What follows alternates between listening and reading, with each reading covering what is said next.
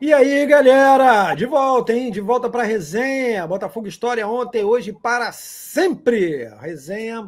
Resenha referente ao episódio sobre confrontos com seleções. Se você está caindo aqui agora e não assistiu, basta você dar uma chegadinha na nossa playlist aqui embaixo. Aliás, no fim do vídeo, né? No finalzinho do vídeo, tem ali o nosso bravo link para que você vá direto ao episódio. Está bem bacana, com 3 jogos. 1930 contra uma seleção que jogou Copa do Mundo, hein? Seleção americana que foi terceira colocada do Mundial. Tem um jogo em 55 contra a seleção holandesa, que foi um vareio de bola. Seleção holandesa, a Vera, não é cata-cata. Em 68 tem um tal de Celefogo que entra aí arrepiando geral e não só faz barba, como faz cabelo e bigode, porque ganha depois no torneio em Caracas. Meu Deus do céu, é muita história. Rapaziada, vamos lá para a nossa resenha. Vamos começar, então. Eu não vou falar sobre a ausência momentânea do Marcelo, vamos deixar isso para lá, porque isso aconteceu um episódio. Mas vamos. O Marcelo falou que tem uma informação legal a respeito desse confronto do Botafogo confronto com a seleção holandesa em 55. Diz aí, Marcelo. Eu tenho 2 relatos sobre 2 confrontos. O primeiro, eu queria pedir desculpas pela minha saída abrupta. Era um confronto entre eu e o meu intestino. Por razões fisiológicas, eu tive que me ausentar durante um tempinho, né? E com essa excursão de 55, o Edu falou que o Botafogo projetou o nome dele na Europa, no mundo, né? Realmente, numa cidade da Holanda chamada Sittard, existe não só um clube, não sei se existe ainda, né?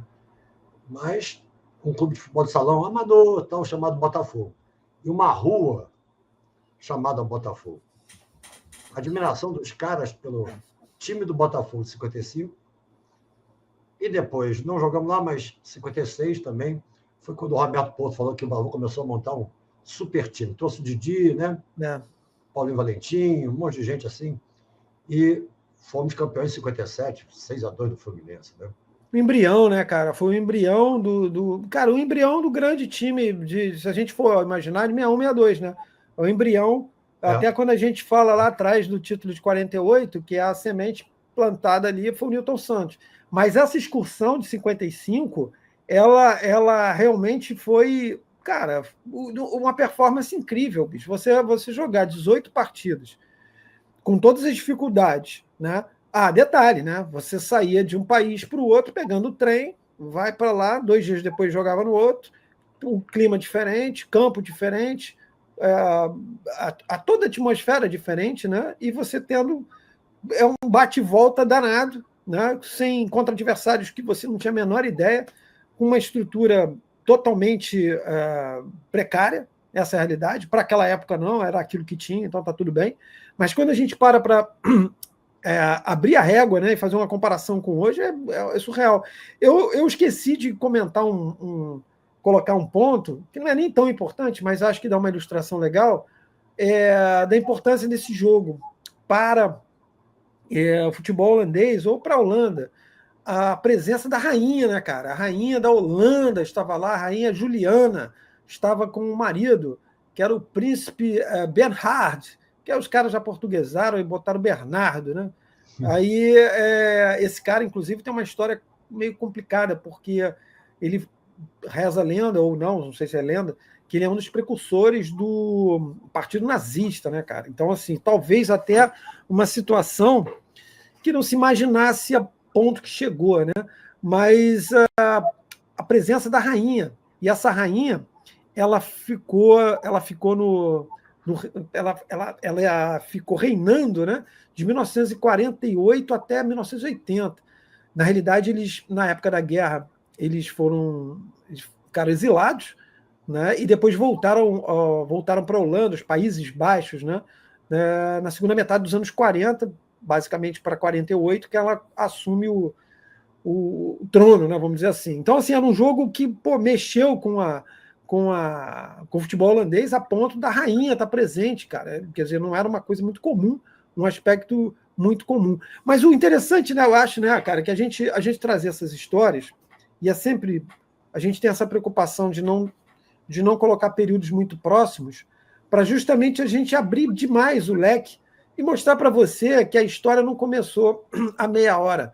A história começou há muito tempo atrás e ela vem sendo contada diariamente, mas nós três aqui, mais o PH, para quem não está muito acostumado aqui com o nosso canal, o PH é o quarto elemento, é o elemento que cuida da parte de edição e participa com a gente nas lives. Lives, hein, amigo? Você que está chegando agora, toda segunda, dia de live, 19 horas, hein? Vamos para lá. Mas aí, Narral. Eu queria uma observaçãozinha, eu vou chamar o Narral. Um negócio que eu queria falar. O Bernardo que você falou.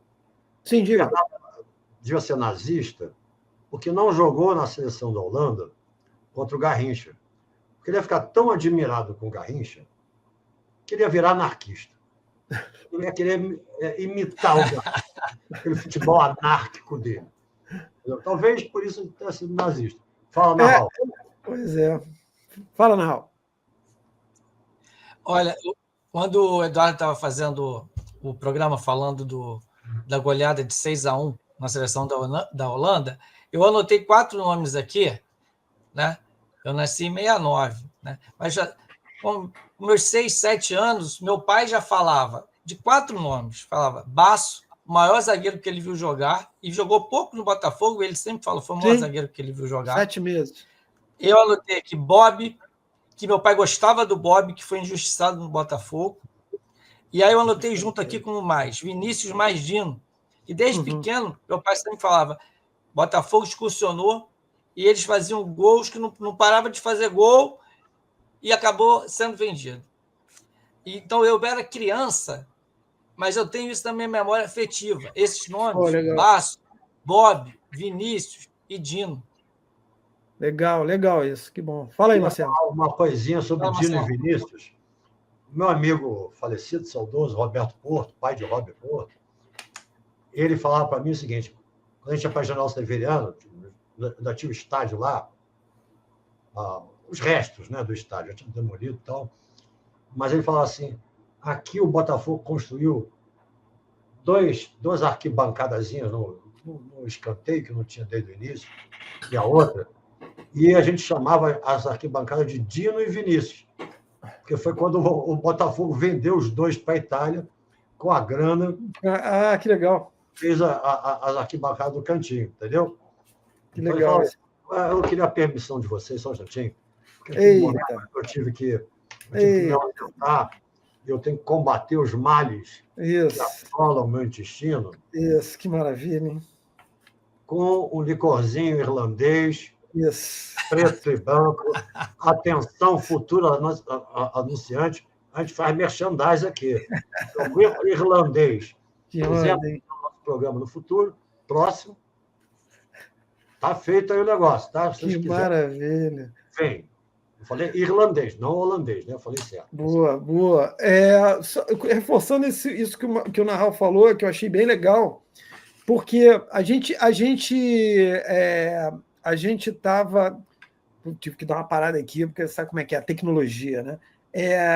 Essas histórias que os nossos pais contavam, né? Elas acabam permeando, né? O nosso imaginário, assim, né? De nomes que acabavam fazendo com que a gente imaginasse mesmo, né? Claro, como é que era isso e tal. O Narral cita, quando ele fala isso, eu fico amarradão, porque são personagens, os 4, que não são, assim, são citados, né? Quem vai citar é historiador mesmo, ou então o cara que vivenciou, pega um senhorzinho, o cara hoje com, sei lá, 80 e Meu tal. Pai está com 93. 93 anos. Então o cara vai, né? Ele vivenciou, né? Meu pai vivenciou esses caras todos. E aí, aproveitando, fazer rápido aqui um negócio. O Basso, ele era, como eu falei, né, no episódio, o Basso era um jogador que tinha um passe na mão, era um cara que veio para o Botafogo com o passe, já tinha passado pelo futebol italiano, futebol europeu, ele assinava contratos curtos, e quando ele veio para o Botafogo, ele era um cara da seleção argentina, mas ele bateu de frente com a AFA. A AFA, naquela época, ela não admitia, assim, durante muito tempo, né, que os jogadores partissem assim, né? Pô, como assim? É bagunça. Mas os caras. E aí, quando ele veio para o Botafogo, meu pai comentava isso, os jornais falavam veladamente. Ele ganhava por jogo, porque rolava muito essa questão de assinar um contrato grande com o cara e, de repente, o cara jogar pouco. O famoso imaginar que o cara fosse da migué, e coisa nenhuma. Ele jogou o campeonato inteiro, ele chega durante o campeonato de 1950, que acaba em 1951, e forma com o Nilton Santos. Nessa época o Nilton ainda jogava de zagueiro, então ele forma com o Nilton Santos uma dupla extraordinária. O Nilton fala sobre isso, tem depoimento no YouTube.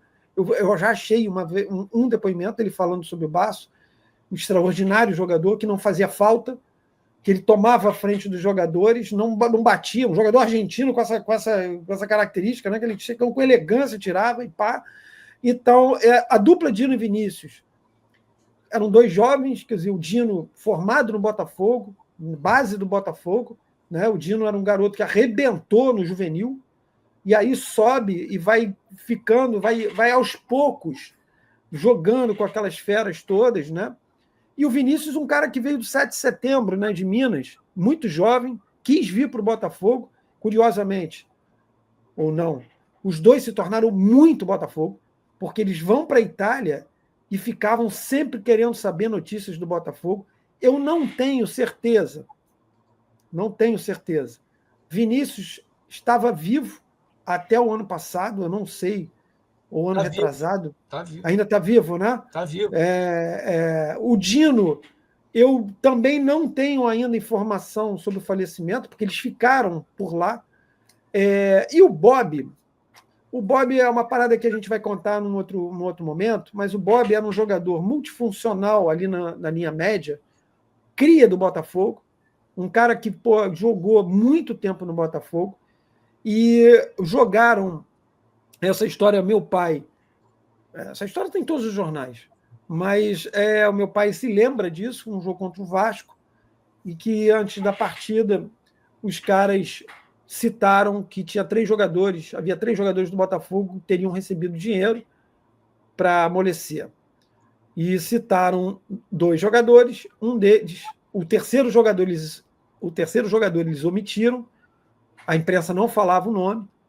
O meu pai me disse que era o boato que rolava, eu não vou dizer o nome do cara, vou dizer em off aqui para os meus amigos depois, mas porque era um jogador famoso, mas o nome do Bob foi o nome que pipocou. O segundo jogador, e aí eu posso falar, porque nada foi comprovado contra esses caras, foi o Rubens Bimba, ou era o Rubens Bimba, que era um cara que jogou no Madureira e jogava na linha média pelo lado direito, às vezes jogava pelo lado esquerdo também, e o Bob, esse terceiro jogador. E o Bob, todo mundo foi pego de surpresa, porque era um cara criado no Botafogo, um cara super do bem, assim, e nada, absolutamente nada foi comprovado, nada foi à frente, mas infelizmente ele ficou com essa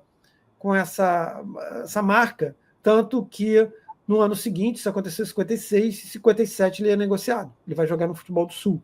Então, assim, um jogador que jogou muitos jogos pelo Botafogo.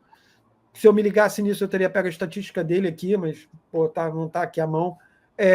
Uma baita injustiça que fizeram um jogador alvinegro, total.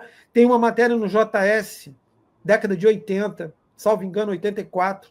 Eu tenho ela também numa pastinha aí, mas não está à mão. Que o Bob é entrevistado. Era um jogo antes de um clássico, e o Bob lá falando, amarradão no Botafogo. Então, assim, tem coisas que esses personagens que a galera não tem ideia, né? Como eu falei do Pascoal, meu filho não tinha a menor ideia do Pascoal. Menor ideia. Entendeu? Um cara. Porra, tem vários, como o Dino e Vinícius, né, que tiveram tão pouco tempo no futebol brasileiro e foram para a Itália. O Dino chegou a fazer um jogo pela seleção italiana, inclusive. E, cara, foram jogadores extraordinários, cara. Um cara, você vai para a Europa, jogando contra grandes times europeus. Lógico que o Botafogo não jogou só contra time de ponta, né? Mas teve bons times, grandes times europeus. E fazer assombrar os caras. Quem são esses malucos? Né? Quem é esse, que nem o Marcelo falou, quem é esse anárquico aqui na ponta direita, o cara que esculhamba a bagaça toda? Quem são esses caras? E aí cabe a caras como nós e vários outros historiadores muito legais, né? O Vilarinho, o Zé Ricardo, o Pedro Varanda, tem muita gente boa que cabe a nós, né, cara? A gente trazer esses personagens, pô. A gente não precisa aumentar nada, é só registrar o que esses caras fizeram, né? A gente não precisa aumentar o número de gols, a gente não precisa aumentar nada, tá lá, a história mostra. Então isso motiva demais a gente, é muito legal o que o Narral falou. Tipo, ele criança, eu vi histórias do pai dele sobre 4 caras que eu citei aqui, né? E a gente já falou sobre vários outros desses jogadores, né? Nilton Santos, Juvenal, o Garrincha nem se fala, né? O Lugano, eu falei na semana passada, do episódio da semana passada, que é um goleiro que, infelizmente, o cara ficou radicado no Rio. Ele foi para o interior de São Paulo, jogou numa pá de clubes do interior de São Paulo, depois volta para o Rio, e ninguém sabe o que aconteceu, ele foi morar na rua. E o Antônio Maria o encontrou perto das pedras, ali no, salvo engano, no Leblon, e o cara, quando morre de forma indigente, que a galera consegue se cotizar e paga os funerais do Lugano. Então, assim, às vezes a gente vai trazer uma história e durante, né, a gente lembra, como o Marcelo lembrou, essa referência do Botafogo na Holanda, né? Muita coisa... E ainda com relação ao Baço, meu pai também falava a mesma coisa que os pais de vocês, Roberto Porto também, falou assim, o maior zagueiro que eles viram jogar no Botafogo, e eu tenho, em algum lugar aqui em casa, eu vou achar, um pôster com a seleção do Botafogo de todos os tempos, é muito difícil de escalar. Sabe quem... Sabe quem coloca o... Sabe quem dá a estatística? Procura lá depois. Eu. Tá lá meu nome lá. Porque naquela época, só lembrando da galera. 1994, salvo engano. É por aí. Salvo engano. Porque era placar. Saiu em 82, saiu em 82, saiu em 94, aí saiu uma em 2007, eu acho, e saiu até uma agora. Essa de agora eu nem comprei, não tenho. Cara, vocês falaram um negócio muito legal, que eu lembrei aqui. Essa de 94, na realidade, Marcelo e Narral sabem disso, porque a gente começou a pesquisar em 92, correto? Nós nos encontramos em 92, não foi isso? 92, 93, por aí. Então, naquela época, galera, não tinha internet, tá? Então esquece a internet, era biblioteca, era acervo e pá. E aí, historiador era um negócio meio dinossauros, né? Os caras sabem, tem um cara que faz aí pesquisa, quem é fulano? Roberto Porto chegou a mim assim, me deram o meu telefone, de repente eu atendo, Roberto Porto, legal, tal, o Asaf. Então a gente trocava ideias assim. E aí um cara que era da Placar soube do meu contato e tal, e me liga para perguntar. Então todas as estatísticas, na época eu passei. Só que houve a curiosidade, né? Porra, eu fiquei, com perdão na má palavra, fiquei puto. Porque, não sei se vocês lembram,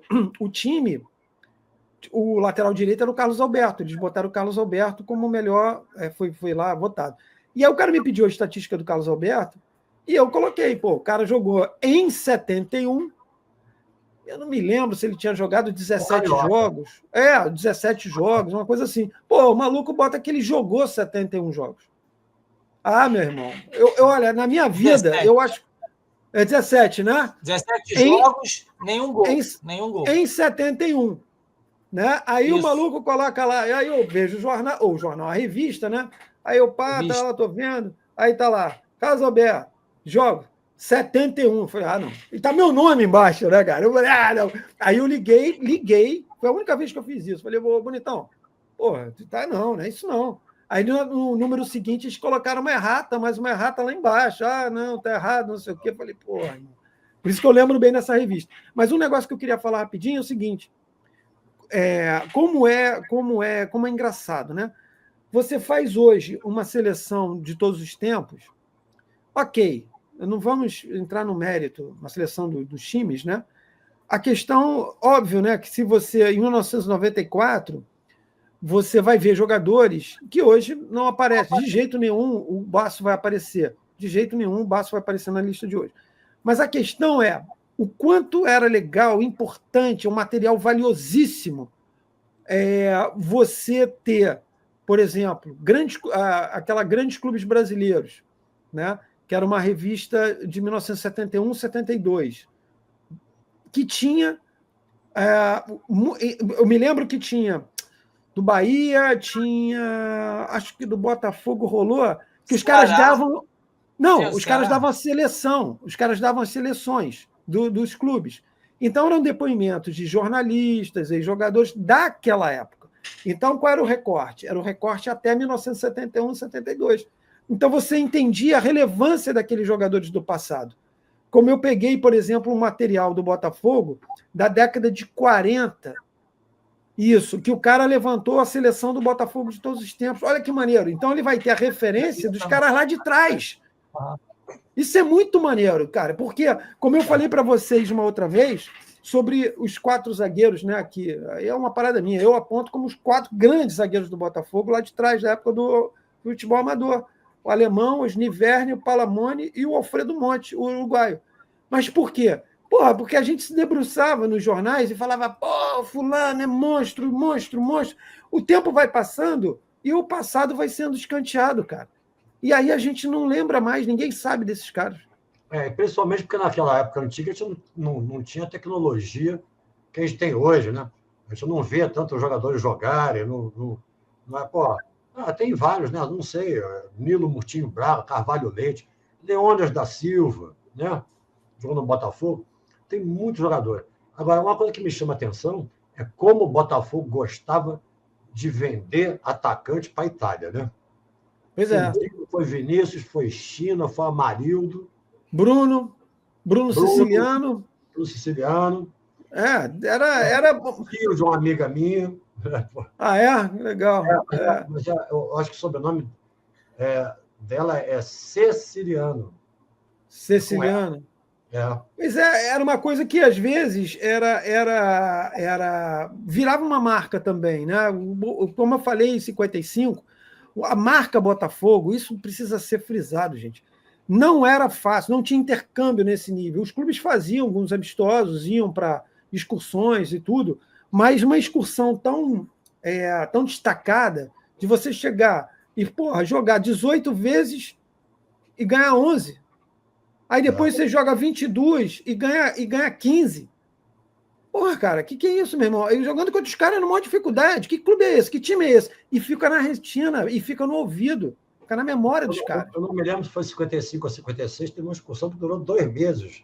Mais de 2 meses. As duas. Como prêmio. E geralmente. Voltou de navio. Sim. Time da casa, né? Geralmente era o time da casa. O time estava lá esperando. Exato. Chegava de navio, de trem, né? Ou era navio ou era trem. Chegava e jogava. Você falou da viagem. Quando eu pesquisei, os Estados Unidos, eles ficaram 3 meses na rua quando eles saíram para a Copa. Levaram 18 dias a vinda para o Uruguai e acho que foram 16 a volta, sem contar o tempo que eles ficaram fora. Agora tu pensa, não, o Brasil é eliminado da Copa de 2002 e no dia seguinte os jogadores já estão aqui. Os caras levaram 18 dias para voltar de navio, né? E a seleção também... A seleção brasileira, quando vinha, também levava esse tempo da Europa, mais ou menos. Acho que eram 11 dias ou 12, uma coisa assim. Né? A excursão que o Botafogo fez em 36, cara, que eu puxei, os caras ficaram quase um mês no navio sacudindo, um mês. Galera, é o seguinte, o navio sacode, morou? Então não tem como o cara chegar e falar assim, o comandante, por favor, dá uma parada aqui que eu tô passando mal, vamos parar. Não, tu vai sacudindo até lá, meu camarada, quase um mês sacudindo. E depois você entra e no dia seguinte você está no campo jogando. Entende? Aliás, assim, eu me lembro de coisas de viagem, né? O Hélio Boca de Sandália, os caras contavam umas histórias, que o Hélio era um cara super simples, né? Super simples. E ele tinha um pavor de avião, né? Então, assim, era pavor de avião. Tanto que nessa excursão de 55, eu não sei se era para a volta logo para o Brasil, ou se eles iam para outro país. Normalmente os países, o cara montava o roteiro com países próximos para eles irem de trem. O cara sumiu, meu irmão. O cara sumiu. Isso acho que até no livro do Rui Castro sobre o Garrincha tem essa passagem. Mas o cara desapareceu, tinha medo de avião. Aí os caras, que tá maluco? Aí acharam, você vai ficar aqui, cara, tem que voltar. Então, assim, eram condições absolutamente extraordinárias. Eram caras que nunca tinham saído das suas cidades e, de repente, vêm para o Rio ou vêm para um São Paulo da vida, vai fazer uma excursão e o cara vai enfrentar o mundo, bicho. O cara é um novo mundo, assim, é um novo mundo mesmo, né? Então, assim, Fala, Marcelo. E tem umas histórias pitorescas dessas excursões, assim. Né? Quando eu fiz o programa Hora da Estrela, no rádio, aí fui eu, Mendonça, que é o Peter Lixiev, hoje é um grande jornalista, se não me engano, Márcio Brandt foi também. Entrevistou o Zezé Moreira lá na Avenida Atlântica. E ele contando uma volta da excursão no navio, e toda hora via o Garrincha com um copo de Coca-Cola na mão, né? Aí ele falou, não, o Garrincha não. O Garrincha me dá um gole dessa Coca-Cola. Aí o Garrincha, não, seu Zezé, tá choca. Não sei o que lá, bababá. Aí ele vai lá no barman, fala, eu quero a mesma coisa que aquele cara tá bebendo ali. Era uma Cuba Libre, né? A Coca-Cola com horror. Aí ele chegou e deu um esporro no Garrincha. Falou, o Garrincha tá achando o quê? Que eu sou um otário? É isso. Cara, você está contando isso, está me lembrando uma história que não tem a ver com excursão, mas tem a ver com um cara que jogou no Botafogo. Bom, posso contar porque tá na internet isso, eu tenho. Tá o relato do cara, o cara fez o relato. Personagem, Arthur Pai d'Égua. O Arthur Pai d'Égua, ele era. Pior que ele era um cara técnico, né, cara? Assim, ele fez muito sucesso no futebol cearense, né? E veio para cá, ele fazia umas graças, acabava se enrolando um pouco. Mas, enfim, meteram o Pai d'Égua por causa do ser nordestino. Hoje seria bullying, aquela coisa toda, não encaixaria. Mas, enfim. E aí, cara, eu encontrei, reforçando isso que o Marcelo falou, o Arthur Pai d'Égua parece no relato lá, parece que gostava de um negócio, tomar uns negócios. E aí, no fim de carreira, ele foi jogar. Ai, cara, não me lembro se foi no Piauí. Pô, se eu imaginasse que eu fosse falar isso, eu ia preparar, mas eu acho que é por aí, Piauí. E aí ele já estava veteranaço, né? E ele tinha meio que essa fama e tal, pá, era um ótimo jogador e tal. E beleza, ele assinou um contrato. E o contrato, o cara já malandro, né? O diretor falou, olha, é o seguinte, tem que maneirar ele. Não, tá suave, tá tranquilo. Beleza, parei e tal. E aí ele vai para... E perto tinha uma vendinha, né? Tem um boteco. Eu vou achar esse texto, cara. O texto que é o relato. E tinha uma vendinha. Aí o clube, porra, meu irmão, ele chegava na vendinha e o que ele fazia? Ele aparecia na vendinha, né? E ele chegava no clube com um coco. Todo dia, cara. Ele chegava com coco. Canudo, coco e tal. No clube. Aí os caras, pô, meu irmão. O cara... Porra... Beleza, hein? Todo dia o cara entrando com coco. O Arthur... desculpa, pensei que você tinha acabado. Desculpa. Não, calma aí. Aí o que acontece? Os caras, bom, beleza. E esse clube parou de pagar, meu irmão. O clube parou de pagar. O clube parou de pagar e, pô, salário atrasado. Aí chegou o dono da vendinha lá no clube, aí, com a conta do Arthur para pagar, porque o Arthur não pagava, porque o clube não pagava. Meu irmão, quando chega a conta, tinha coco, mas o coco vinha acompanhado de um batalhão de outras coisas. Então ele pegava o coco, recheava o coco e todo dia chegava. Então os caras sempre arrumavam uma forma de dar uma burlada, né, cara? Fala aí, Marcelo. O Arthur Pai d'Égua, ele tinha bola, assim. Tinha, era bom jogador. Mas ele gostava de bater, né? Uhum. A filha que era égua, mas ele que dava coisa. Mas gostava a galera pegava no pé dele porque ele dava uma valorizada nos lances. Então, eu me lembro bem disso. De coleção. Travou, eu tenho um colega de coleção, ele mora no Nordeste. Eu não tenho... Travei? Não, vai, fala. Travado? Não, vai. Pô, travou de novo. Pô, você tem que se mexer, porque se você ficar parado e não falar nada, pô. Isso, vai lá, fala aí. Vai. Então, eu tenho um colega de coleção que eu acho que ele mora no Ceará. Erconvaldo, o nome dele. Opa. E ele disse que ele era fã do Arthur Pai d'Égua, e ele me falou que na época que ele estava no Botafogo, né, que lá falavam que ele poderia ir para a seleção. De ir para a seleção brasileira. Não, ele tinha moral, cara. Ele tinha moral. Ele era bom zagueiro. Só eu só sei de pesquisa, de ler. Não cheguei a vê-lo jogar e, assim, não lembro dele jogando mesmo. Era muito pequeno. Mas... E ele diz que o cara era muito bom. E ele é fã do cara. Não, no Ceará ele é monstro. No Ceará ele é monstro total. No Fortaleza e no Ceará. Acho que jogou no Ferrinho também. Jogou no Ferroviário, eu acho também. Mas, assim, a história é que era muito...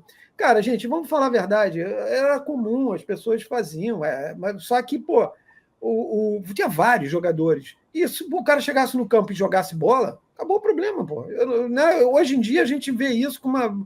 O problema é que, se jogasse mal, colocavam culpa em alguma outra situação. Né? Você tem vários jogadores, inclusive famosos, jogadores que são comentaristas hoje, caras famosos, que os caras gostam e gostam muito, e eu não sei se conseguem parar, entende? Mas ninguém fala nada.